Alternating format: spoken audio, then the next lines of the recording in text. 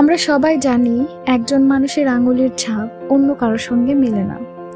এই ছাপই হয়ে উঠেছে মানুষের পরিচয়ের নির্ভরযোগ্য প্রমাণ।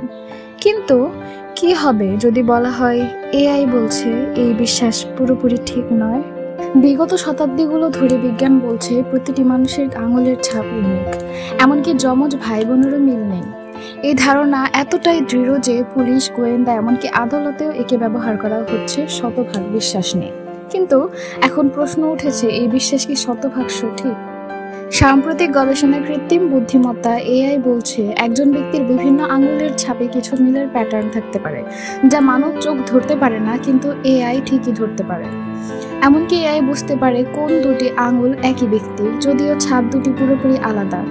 এটিকে বলা হয় ক্রস ফিঙ্গার প্যাটার্ন ডিরেকশন। এই আবিষ্কার প্রশ্ন তোলে, আঙুলের ছাপ কি আসলেই শতভাগ ইউনিক, নাকি আমরা এতদিন ভুলভাবে একে অতিমূল্যায়ন করছি?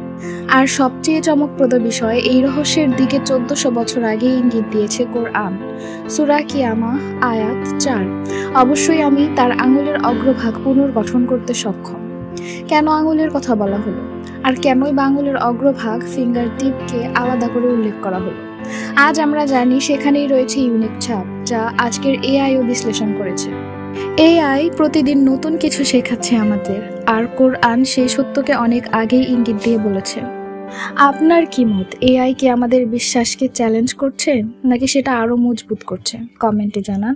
ভিডিওটি ভালো লাগলে লাইক, শেয়ার আর সাবস্ক্রাইব করতে ভুলবেন না।